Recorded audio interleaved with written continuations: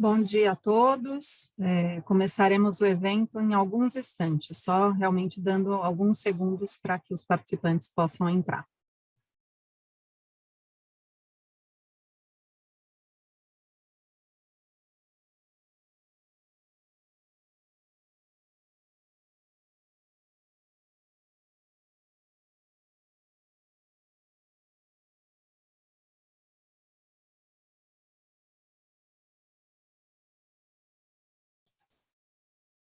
Vou dar mais 10 segundinhos só e já inicio.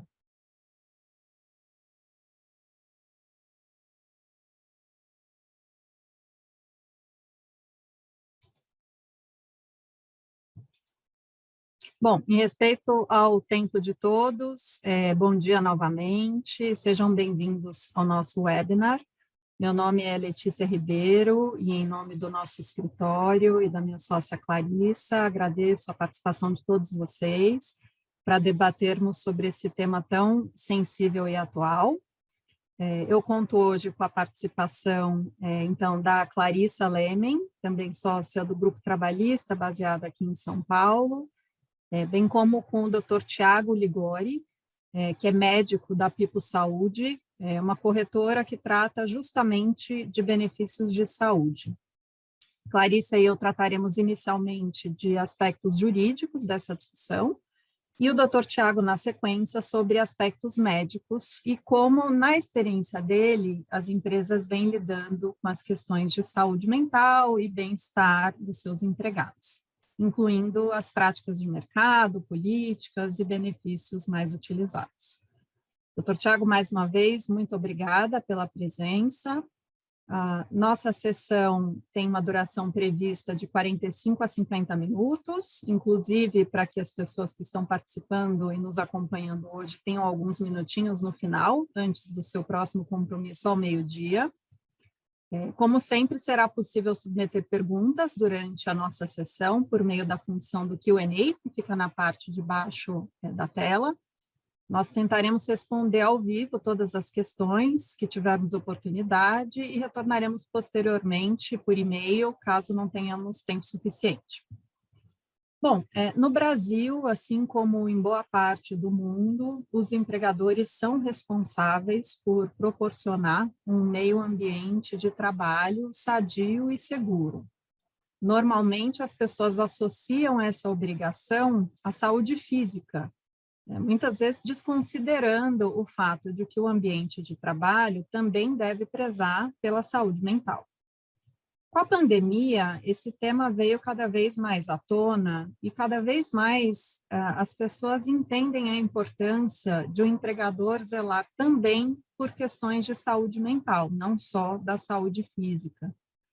E os empregadores devem atentar para isso, não apenas porque é a coisa certa a ser feita, mas também porque não dá atenção adequada ao tema tem repercussões muito negativas, inclusive do ponto de vista jurídico e financeiro. O cuidado com a saúde mental do trabalhador não tem apenas impacto social, mas influencia também outros objetivos da empresa. Segundo estudos recentes até da OMS, os transtornos mentais chegam a acometer quase 1/3 dos trabalhadores que estão ocupados atualmente. E eles estão entre as principais causas de perdas de dias de trabalho no mundo. Em linha com esses estudos, os problemas de saúde mental são uma das principais causas de benefício previdenciário de auxílio-doença no Brasil, não obstante todas as dificuldades para a concessão. No ano de 2020, a concessão de auxílio-doença e também de aposentadoria por invalidez decorrente de transtornos mentais e comportamentais bateu recordes históricos. Segundo dados da Secretaria Especial de Previdência e Trabalho, houve uma alta de quase 30% em relação ao ano de 2019. Isso sem falar nos casos de assédio moral, que são comumente relatados como causas de estresse relacionados ao trabalho. Considerando o quão tênues as fronteiras entre a vida pessoal e a vida profissional se tornaram no modelo híbrido de trabalho, que tende a sobreviver mesmo após o fim da pandemia, nós temos visto cada vez mais empregadores investindo em programas, treinamentos e espaços de acolhimento voltados para a saúde mental da sua força de trabalho.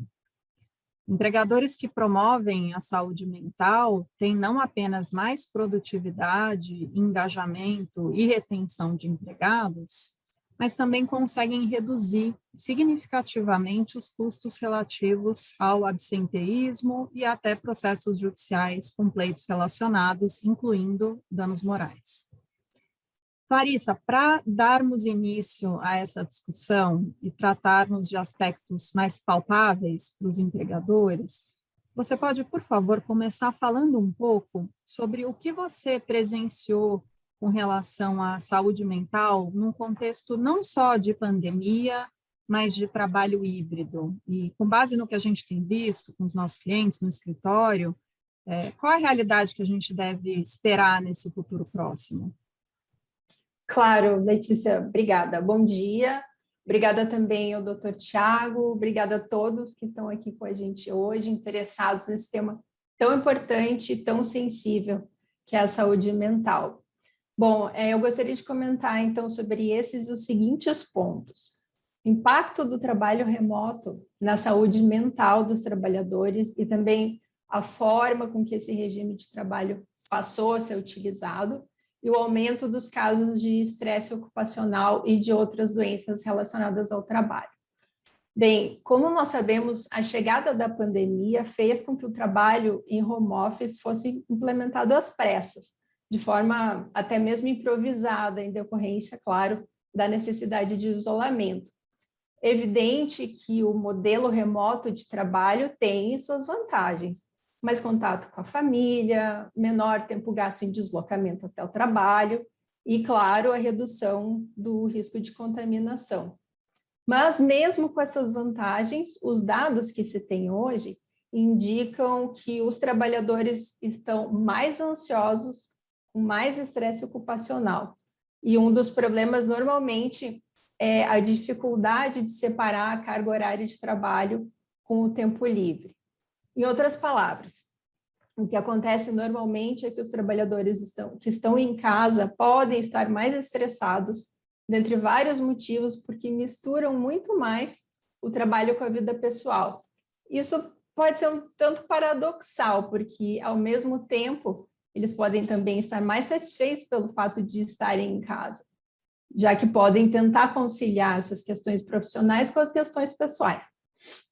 Uma pesquisa recente feita aqui no Brasil trouxe os seguintes resultados bastante interessantes. Entre os brasileiros, 42% disseram que estão trabalhando ao menos 40 horas a mais por mês e 60% desses entrevistados responderam que fazem 5 horas a mais por semana no mínimo. Isso, do ponto de vista jurídico, nos faz pensar em excesso de horas extras, jornadas estendidas, mas o risco não é, como a gente sabe, só de pagamento desse trabalho suplementar. Muito mais do que isso, é uma questão de saúde dos empregados. Principalmente no início da pandemia, com a ida repentina de todos nós, os empregados, para o regime home office ou regime de teletrabalho também, muitos empregadores passaram a se preocupar com a manutenção da produtividade dos seus empregados. Então, no afã de garantir que eles mantivessem os mesmos níveis de produtividade pré-pandemia, muitas vezes passou a haver cobranças a mais por parte de empresas e de gestores em relação a essa produtividade. Isso, somado ao fato de que muitos desses empregados se sentem gratos por terem um emprego num contexto de crise econômica, muitas vezes não querem ser percebidos como pessoas que não conseguem trabalhar à distância.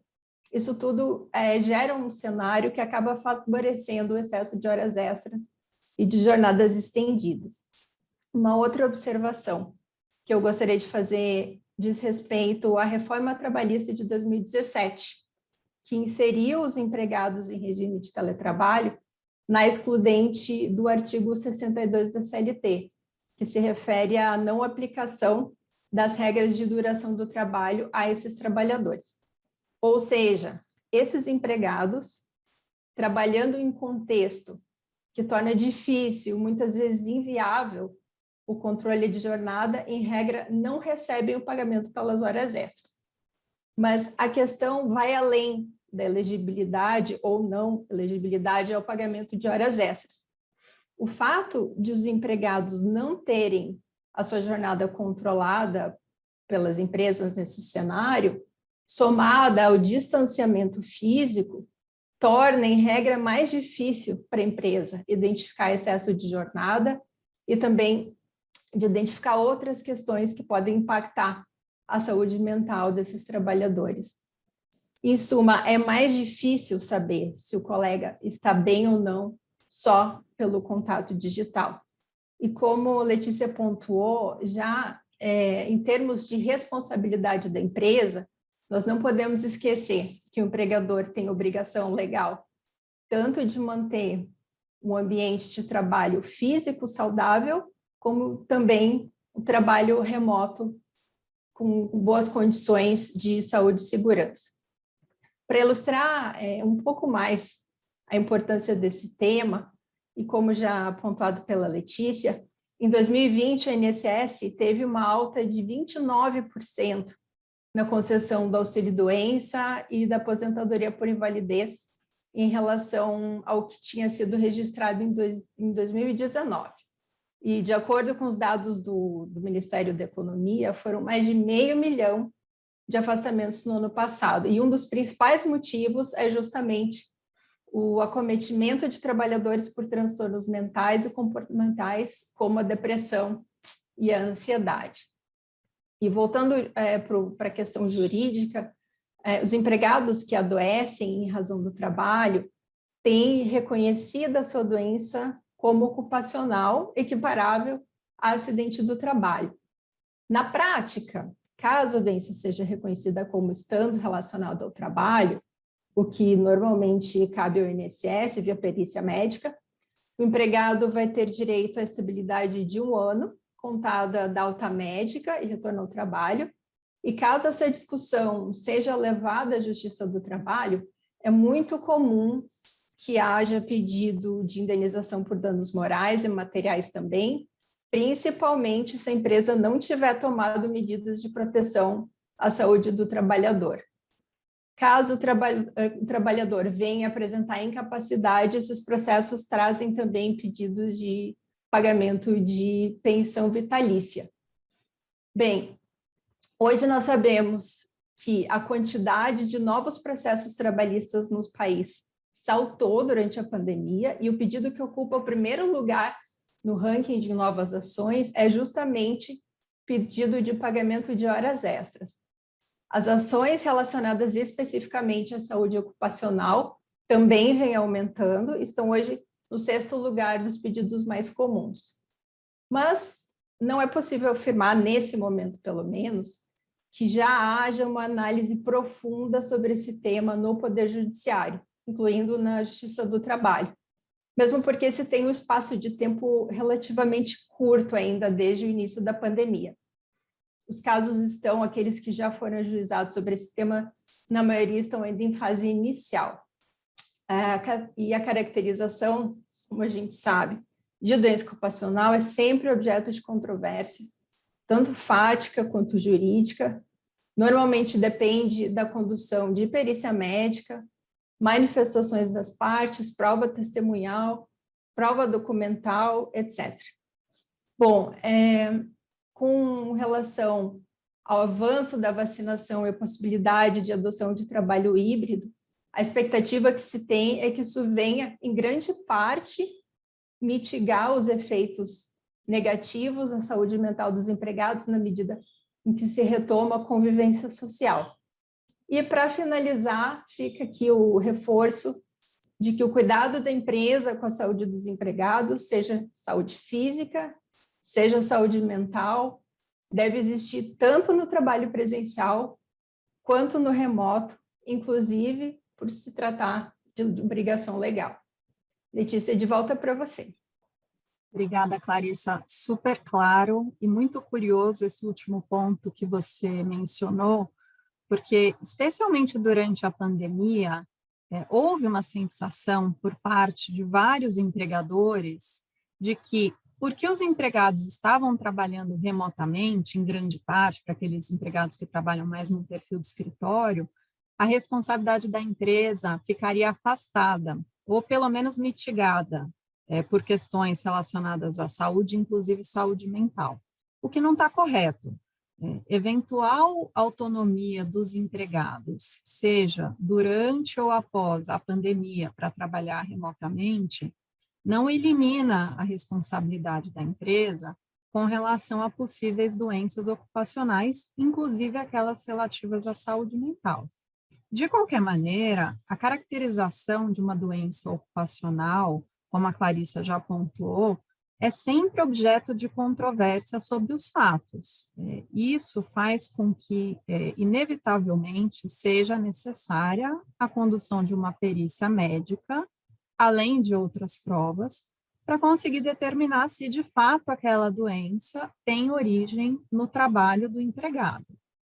Nós temos hoje muitas normas regulamentadoras no Brasil que tratam de saúde e segurança de forma geral, mas na ausência de uma norma ocupacional específica sobre o tema, sobre saúde mental, enquanto a questão não se desenvolve na jurisprudência e é tratada com maior profundidade, é muito importante que seja feita uma divulgação interna adequada de informações sobre saúde mental, conscientizando todos de que não se trata de uma desídia do trabalhador, mas sim de uma doença potencialmente muito séria. A implementação de medidas preventivas adequadas pode gerar um aumento expressivo, não só na qualidade do trabalho desenvolvido pelos empregados, mas nos problemas futuros relativos a doenças ocupacionais. E aí, quando eu falo, bom, a implementação de medidas preventivas é importante. Que medidas são essas? Bom, nós vamos ouvir daqui a pouco do Dr. Tiago o que ele tem visto na prática e o que ele sugere do ponto de vista médico.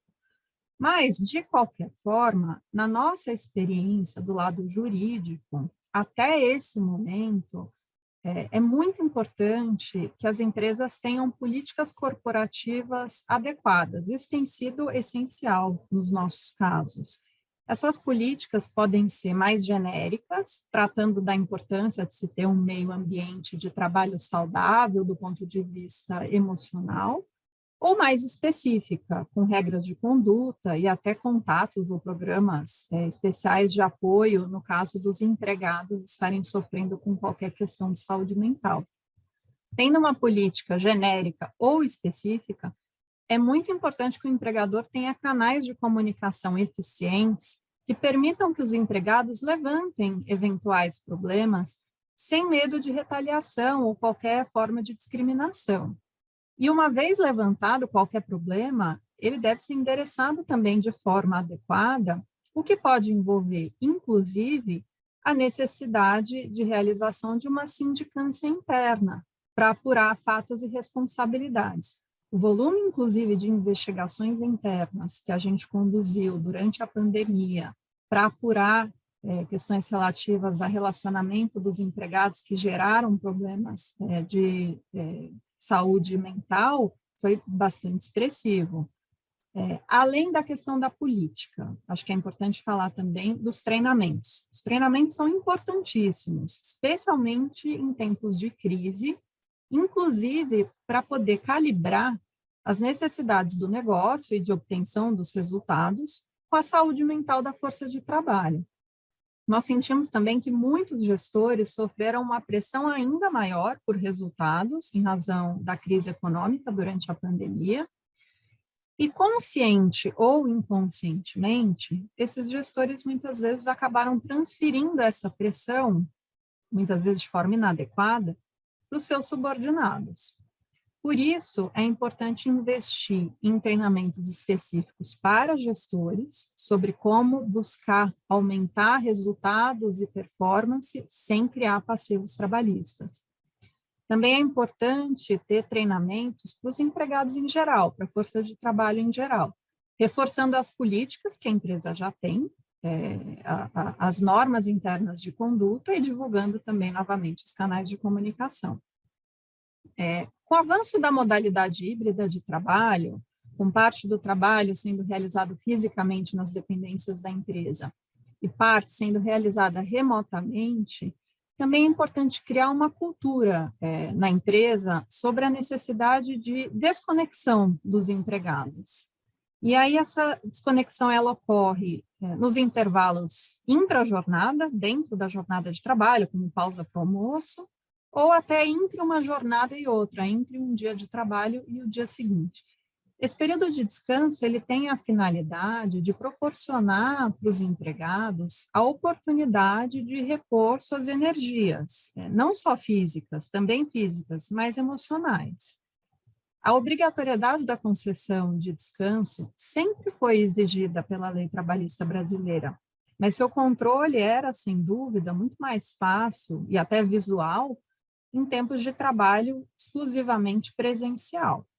É um pouco como a Clarissa já comentou, se de um lado as ferramentas digitais trouxeram mais flexibilidade para todos, permitindo inclusive que os empregados ficassem mais próximos de sua família, por outro lado também criaram problemas quando não há uma imposição de limites adequados. Há um crescente movimento social buscando a discussão do direito à desconexão no Brasil. Em outros países, como na França, por exemplo, o tema já é debatido há bastante tempo e há até legislação sobre o tema formalizada. Embora nós não tenhamos ainda, aqui no Brasil, uma norma que trate especificamente do direito à desconexão, é preciso observar as regras que nós já temos hoje sobre descanso e buscar uma cultura corporativa que trace limites minimamente razoáveis para se demandar que o empregado continue disponível fora do seu horário usual de trabalho. Esse tema tem ganhado tanta importância de saúde mental que até o setor público, o CNJ, Conselho Nacional de Justiça, lançou uma cartilha falando de saúde mental e trabalho no Poder Judiciário. Essa cartilha orienta que ações de atenção à saúde do trabalhador, envolvendo prevenção de risco, avaliação ambiental e melhoria das condições de trabalho devem ser consideradas. E isso é algo que a gente tem visto alguns clientes também já desenvolvendo materiais como cartilhas e políticas internas detalhadas, tratando dessa questão e esse enfoque mais psicoeducacional voltado para o bem-estar não só físico, mas também mental. Como a Clarissa comentou também, o número de casos no judiciário, tratando de questões de empregados que adoeceram, especialmente durante a pandemia, aumentou expressivamente. Isso chamou, inclusive, a atenção dos juízes do trabalho e do Ministério Público do Trabalho. A tendência é que, com isso, haja um aprofundamento da análise desse tema, o que vai ajudar os empregadores a traçar e implementar uma estratégia consistente no cuidado com a saúde mental da sua força de trabalho. Um ponto final que eu queria destacar, antes de passar a palavra para o Dr. Tiago, é que é muito importante que os empregadores não apenas se cerquem de medidas adequadas para a preservação da saúde mental, mas que também formalizem essas medidas de maneira apropriada. Como nós já falamos algumas vezes aqui, o pedido de reconhecimento de doença ocupacional é sempre objeto de controvérsia, que vai envolver, além de perícia médica, outros tipos de provas.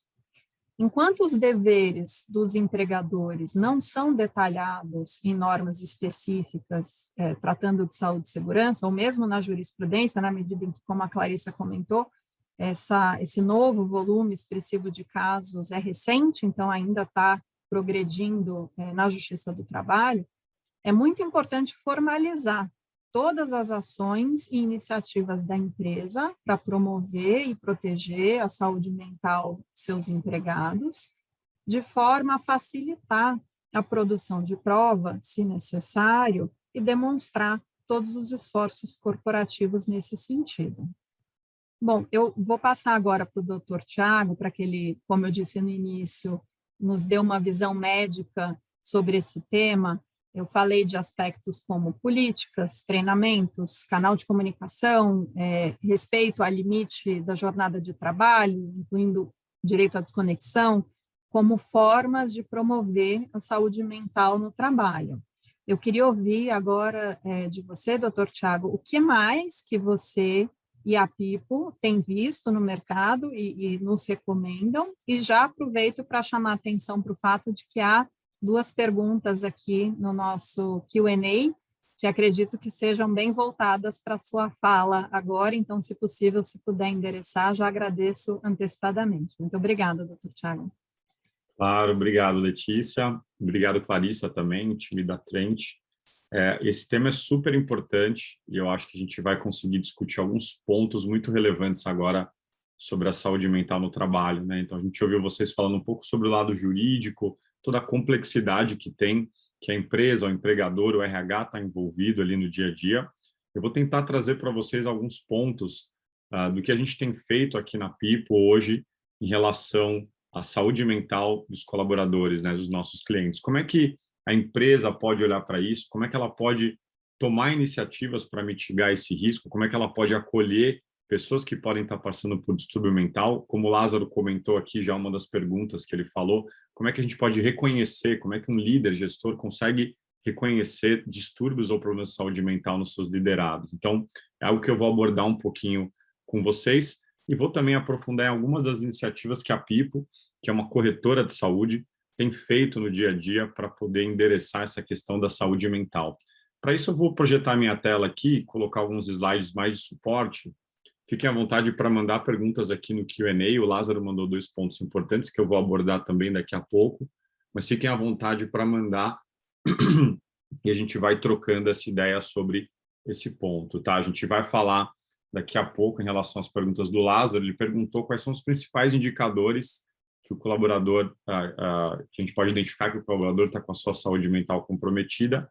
E um outro ponto que ele colocou também, como é que as lideranças conseguem observar ou serem instruídas a observar isso no dia a dia. Então, essa é uma das práticas que a gente faz com os nossos clientes, tanto ajudar os colaboradores na ponta, mas também treinar as lideranças para fazer esse reconhecimento, tá? Então, vou falar disso muito em breve. Só uma introdução, né? Falando um pouco sobre a Pipo. A Pipo é uma corretora de saúde. Nós somos a gestora de benefícios de saúde, então a gente conecta as empresas com as operadoras e também conecta com outros tipos de benefício, incluindo benefícios de saúde mental também, né? Aqui na Pipo a gente trata todos os colaboradores e dependentes dos nossos clientes da mesma forma, a gente chama eles carinhosamente de membros aqui dentro, e dá um tratamento mais personalizado e mais humanizado do que a gente está acostumado a ver no dia a dia, né? A gente criou um conceito aqui de guia de saúde, que é uma pessoa de experiência do cliente que ajuda os colaboradores das empresas e seus dependentes também a navegar pelo sistema de saúde, então não só com questões burocráticas, mas também questões de saúde propriamente dita. E também cada colaborador tem um time de saúde que é endereçado para ele, que faz esse acompanhamento no dia a dia. Mas falando um pouco sobre saúde mental, hoje a gente sabe que a saúde ela é um trinômio formado pela saúde física, saúde social e mental, né? E acho que isso ficou muito escancarado durante a pandemia. Então, talvez pessoas que não tinham esse olhar tão forte para a sua saúde mental começaram a ver a importância delas e o isolamento social acabou levando ao aumento de vários indicadores de saúde mental, como a Clarissa e a Letícia colocaram aqui. Então, a gente vê um aumento no índice de ansiedade no Brasil, então chegando a quase 10% da população, um aumento também nos índices de depressão, chegando a quase 6%, né? Hoje a gente sabe que dentro do ambiente de saúde corporativa, cerca de quase 30% dos colaboradores têm pelo menos algum tipo de distúrbio mental, e o impacto que isso tem na produtividade já é algo no fator de $1 trilhão por ano no mundo. Então, é um impacto financeiro muito grande, muito causado por dois conceitos que a gente usa muito em saúde corporativa, que é o absenteísmo, ou seja, a pessoa acaba não indo trabalhar, ou o presenteísmo, ou seja, a pessoa está conectada ali no trabalho remoto, está no escritório, mas está só o corpo, a alma dela não está lá. Então, ela não consegue produzir bem. E a saúde mental, sem dúvida, é um desses fatores, né? Esse cenário que a gente estava acostumado a ver em 2019, né? Olha quantas pessoas juntas trabalhando na mesma mesa, super próximas. Então, é algo que a gente tem quebrado um pouco, né, na nossa rotina. E fica muito mais difícil e complexo entender as emoções, pensamentos, desejos, medos das pessoas do nosso time, né? Sejam dos nossos líderes, dos nossos liderados. Como é que a gente consegue entender o que está acontecendo com as pessoas no trabalho remoto, entender as emoções delas e entenderem, aí como a pergunta que chegou para a gente, como é que a gente entende se uma pessoa pode estar passando por um momento difícil de saúde mental, né? Aqui na Pipa a gente faz algumas iniciativas relacionadas a esse tema. A primeira que a gente faz, nós somos muito apoiados em dados, então a nossa primeira ação em relação a isso é aplicar um questionário que envolve também a saúde mental, um questionário bem amplo, no qual a gente aplica nas empresas durante 15 dias, e além de avaliar sobre saúde como um todo, a gente também avalia a saúde mental e consegue entender na população daquela empresa quantas pessoas estão sob risco de saúde mental. Então, acho que esse é o grande primeiro passo para entender a população. Aqui um exemplo de alguns dos scores que a gente usa para essa avaliação. Então, colaboradores ou dependentes que têm esse score maior ou igual a 8 estariam sob risco de ansiedade ou depressão. Então, nosso time de saúde vai e faz um contato ativo com essas pessoas para entender o que está acontecendo e como é que a gente pode ajudá-las, tá? Algumas ações que a gente também faz no dia a dia, né? Então, hoje a gente tem uma ação chamada Pipo Zen, que é uma ação que durante 30 dias a gente dispara uma série de iniciativas na empresa, dos nossos clientes. Então, uma para os membros, né, que são os colaboradores e dependentes, a gente faz um webinar sobre a jornada do autoconhecimento, ajuda eles a entender melhor suas sensações e emoções, disponibiliza conteúdo sobre ansiedade, depressão, burnout, também associado com esse questionário que eu mostrei agora. E para RH e lideranças, a gente faz um papo muito legal, junto com um treinamento, focado em como reconhecer um colaborador que pode estar com ansiedade ou depressão. E eu vou mostrar para vocês algumas das técnicas que a gente usa para isso. E também como diminuir o impacto da fadiga por videoconferência. Esse é um tema que a gente estava até falando antes de começar o webinar agora com vocês. Um tema muito relevante. A gente também tem conteúdos no nosso blog falando sobre esse tema. E a gente hoje já é comprovado que você fazer uma sequência de videoconferência sem intervalo, isso vai ter impacto na sua saúde mental e vai diminuir a sua produtividade. Então, como é que a gente pode olhar para isso como empresa, né? Aqui um exemplo de como é feita essa jornada do autoconhecimento. Então, a gente usa algumas metodologias, uma delas é o autoconhecimento pela escrita, no qual a gente interage com os colaboradores via webinar e faz várias dinâmicas online. Então, a gente usa algumas plataformas para interagir com as pessoas em tempo real, perguntando como é que estão as reações e emoções dela. A gente também, junto com essa dinâmica, sugere que as pessoas escrevam ali algumas coisas sobre elas. Eu trouxe aqui uma das dinâmicas que a gente faz, no qual a pessoa tem que descrever uma reação inesperada que ela teve nas últimas 2 semanas e usando a técnica dos 3 porquês, tentando entender qual a causa raiz, né, da reação que ela teve, né? Então, são uma série de iniciativas que a gente faz junto com a empresa para tentar, primeiro, mapear as pessoas que podem estar sob risco, quebrar um pouco o tabu, né? Apesar de a gente falar muito sobre saúde mental no trabalho, terem muitas notícias na internet, as pessoas falando, webinars, ainda é muito pouco que é feito no dia a dia para poder reconhecer essas pessoas que podem estar passando por uma situação difícil, ter um acolhimento com um profissional da saúde, fazer um diagnóstico e direcionar essa pessoa para o tratamento adequado, né?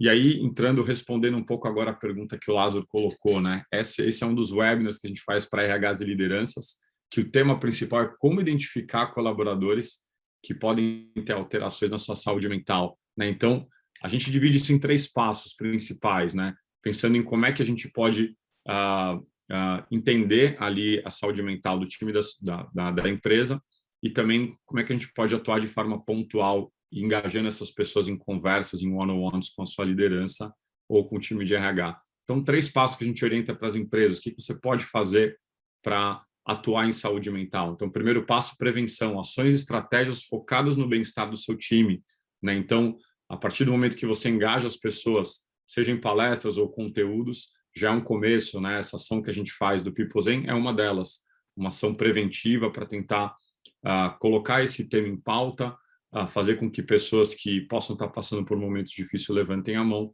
e também iniciem uma conversa, que já é o segundo passo, que é a intervenção. Como é que você consegue iniciar uma conversa com o seu time sobre esse tema, né? Seja o seu líder, o gestor, como é que ele consegue interagir com as pessoas.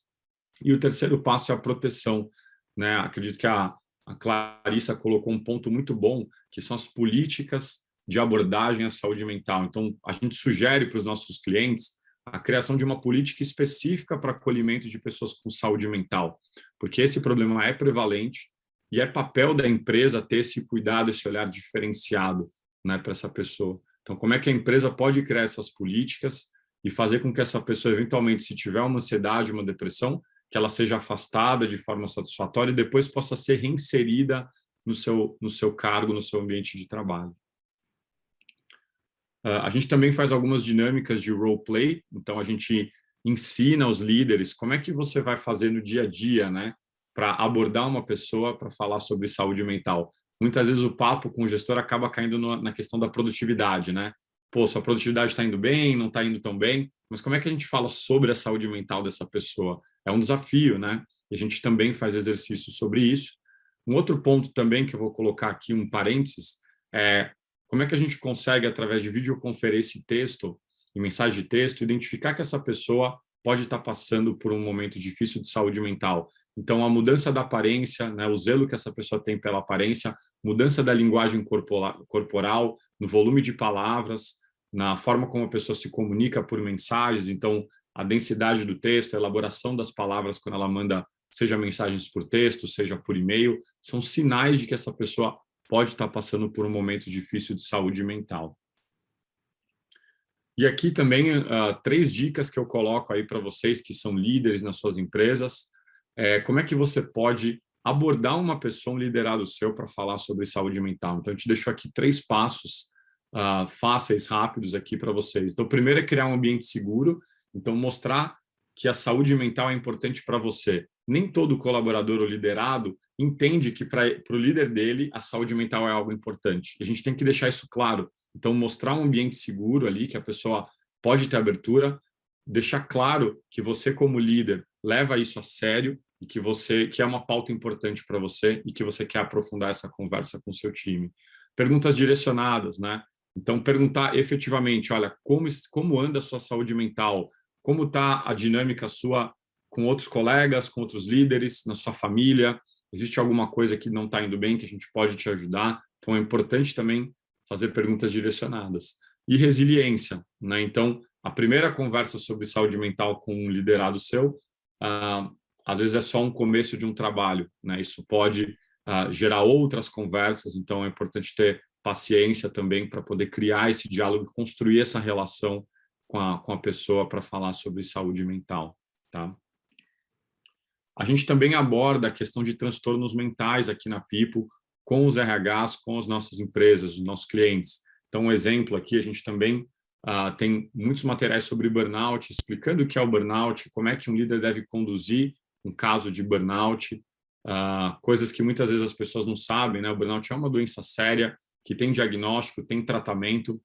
Muitas vezes são pessoas que precisam ficar afastadas por tempo indeterminado da sua função. Então, a gente aborda isso no dia a dia com eles. E, para fechar também, alguns parceiros nossos de saúde mental, né? O que a gente tem visto um movimento muito grande de empresas fechando parcerias com plataformas de telepsicologia, ou seja, você conecta os seus colaboradores com serviços de qualidade para que ele possa fazer uma avaliação, um acompanhamento com um psicólogo online. Então, a gente tem 2 parceiros hoje, que são a Vitude e o Zen Club, que atuam com a gente nessas dinâmicas, aí, nesse vínculo com alguns dos nossos clientes. Tá? Mas, basicamente, era isso. Pessoal, se tiverem algumas outras dúvidas, fico à disposição também, mas passo a bola aí para vocês, Clarissa, Letícia. Obrigada, doutor Tiago. Eu vou aproveitar para ver uma questão que foi postada aqui, até uma honra para nós, a doutora Regina Duarte, desembargadora do Tribunal Regional aqui de São Paulo, está nos prestigiando e encaminhou um questionamento que é o seguinte: considerando a dificuldade de se analisar a prova da situação do empregado, que detalhes são importantes nesta análise na parte dos magistrados? Doutor Tiago, se eu puder fazer algumas ponderações só do ponto de vista jurídico, e aí lhe passo a palavra para que possa endereçar o questionamento da doutora Regina. Bom, as empresas, elas não costumam reconhecer de plano que enfermidades de saúde mental tenham sido causadas pelas atividades do seu empregado. Então, essa comprovação, ela é realizada a partir de uma declaração judicial, depois de realizada a perícia médica. Essa perícia médica, ela tem justamente a função de investigar a ligação entre a doença ocupacional e as atividades que o trabalhador realizava. Na minha humilde visão, doutora Regina, até quero depois também, se tiver a oportunidade de lhe ouvir, os magistrados, eles necessariamente têm que estar amparados por peritos médicos que tenham uma especialidade adequada. A perícia psiquiátrica, na minha visão, é o principal instrumento para dar amparo técnico para o juiz nesse tipo de disputa. Como resultado da perícia psiquiátrica, haverá a produção de um laudo e, com base nesse laudo, então, o magistrado vai ter condições de verificar se há, então, nexo causal com relação ao problema de saúde apresentado e as funções que eram desempenhadas por aquele empregado. Eu fiz essas ponderações, doutor Tiago, até para que todos que estão nos acompanhando entendam o caminho que vai ser percorrido. Agora, então, lhe devolvo para que possa comentar do ponto de vista médico, e aí, lembrando, a doutora Regina, ela é juíza, ela é magistrada, então a dúvida dela é quais são os detalhes importantes nesta análise, o que os juízes devem prestar atenção? Boa, não, ótima pergunta, Regina. Acho que é uma pergunta mais técnica do ambiente jurídico, mas eu vou colocar um pouco do viés médico de saúde, que acho que pode agregar, né? Em relação ao afastamento, a gente acompanha aqui na PIPO vários casos de afastamento por saúde mental ou judicialização por saúde mental, né? E o que a gente tem visto é que o laudo médico ou psiquiátrico, ele é bem direto ao ponto, e muitas vezes ele não realiza ali uma relação causal entre o que causou, por exemplo, esse distúrbio mental. Isso é algo mais complexo de se fazer, porque é necessário que hajam indícios do que aconteceu e da rotina de trabalho dessa pessoa que possam ter influenciado no transtorno mental que ela desenvolveu ali durante o trabalho. Mas alguns exemplos do que eu imagino que possa aparecer. Por exemplo, indícios de sobrecarga de trabalho. Então, de que essa pessoa estava fazendo muito mais tarefas do que deveria. O que a gente vê de questões de abuso moral, né? Então, a forma como esse líder ou gestor se posicionava em relação a esse liderado, a forma como essa pessoa lidava com isso no dia a dia, né? O que a gente tem visto é que muitas vezes não são casos isolados. Quando a gente tem casos na empresa de transtornos de ansiedade relacionado ao trabalho, você tem geralmente um gestor ou um líder que pode estar influenciando pela forma de gestão e como essas pessoas estão lidando com a sua saúde mental. Então, para ter a prova causal disso é complexo.